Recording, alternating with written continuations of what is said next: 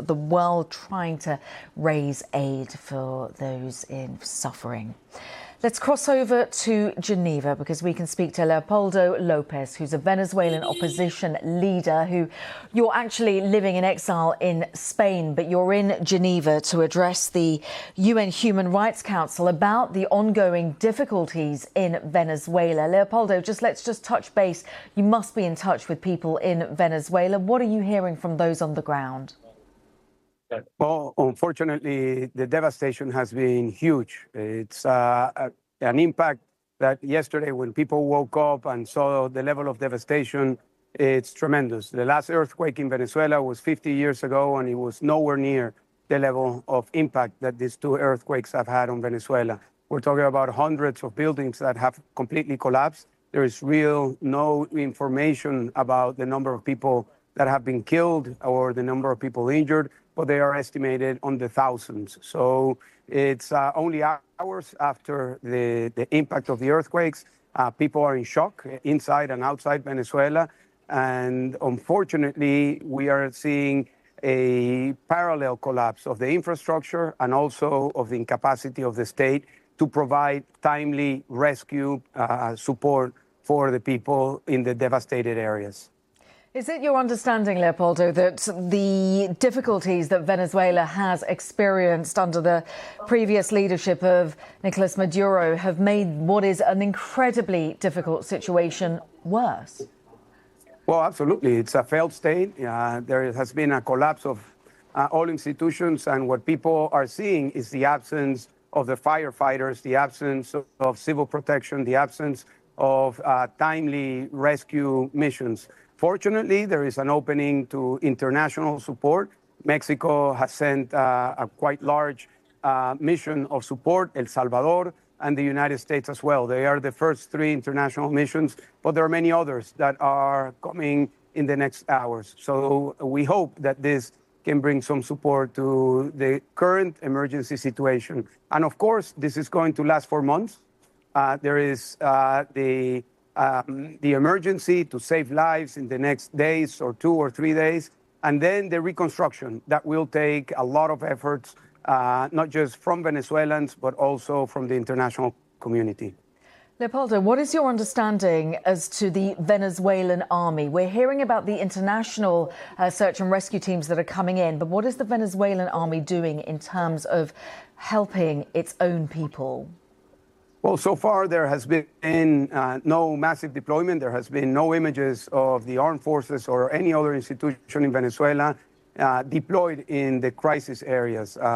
We hope that happens today, but unfortunately what we saw yesterday was a complete absence and desolation of all of the hit zones. What we are seeing that is very important, and it links to the interviews you had before, is a tremendous support by the civil society in Venezuela. This is not our first tragedy. That state, La Guaira, was hit 26 years ago with a huge tragedy, and it was the civil society at the time that came to support. We are seeing that now in Venezuela. We are also seeing millions of Venezuelans mobilizing outside Venezuela to try to channel support, aid, and resources to the people in Venezuela. So there will be a response. There is also already a response by the Venezuelan people that will grow, and I estimate that this will bring an opportunity for organization, grassroots, civil society organization. And it's also very important also to point out the importance of opening the expression, the news. Venezuela has been under severe blockade.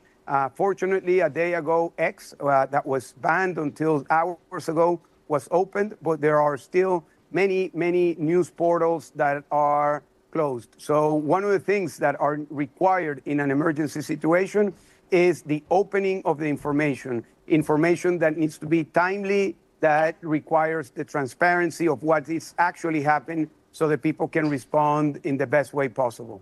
Leopoldo, what does it say about the US military being there on the ground helping the people, the same US military that took out Nicolas Maduro? What does it say about the situation in Venezuela, its governance right now? Well, it's very clear that after January the 3rd, the United States has a huge influence in the unfolding of events in Venezuela. The There has been several secretaries that have traveled to Venezuela, and there was a commitment yesterday, very clear commitment by Secretary Rubio that the support of the United States was going to be timely, that it was going to be massive, and that it was going to be effective. And of course, we trust that that will be the case, because at this moment, without the support of international organizations, and primarily without the deployment of all the capacity that the U.S. has to give in a circumstance like this, the response and the support for the victims will be far worse. Leopoldo Lopez, you're the opposition leader who has been persecuted by Maduro's government. You're still in exile. Just tell me, Rodriguez's leadership, are you able to return back to Venezuela to form some kind of opposition? Because we know that your own house has been taken by this government.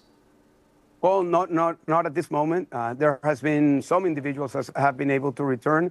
Not in my case, not in the case of Maria Corina Machado. We are hopefully returning soon. The situation it's unfolding. Unfortunately, the repressive state that Maduro led is still in place, and that's part of what will be discussed here at the UN. The way in which repression has continued, the way in which the repressive state, the laws, the infrastructure, the organizations that repress tens of thousands of Venezuelans is still in place. So what we hope for is that that is also dismantling. And what we really hope for is that this crisis brought by the earthquake brings the country together and brings the country together towards a free and democratic future. And that I hope that the authorities in power today take this as an opportunity to unite the country and to unite the country in our hopes to live under the rule of law, under the respect for human rights and democracy.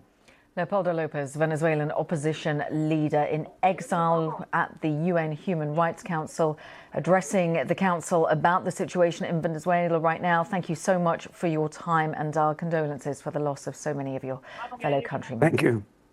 Thank you.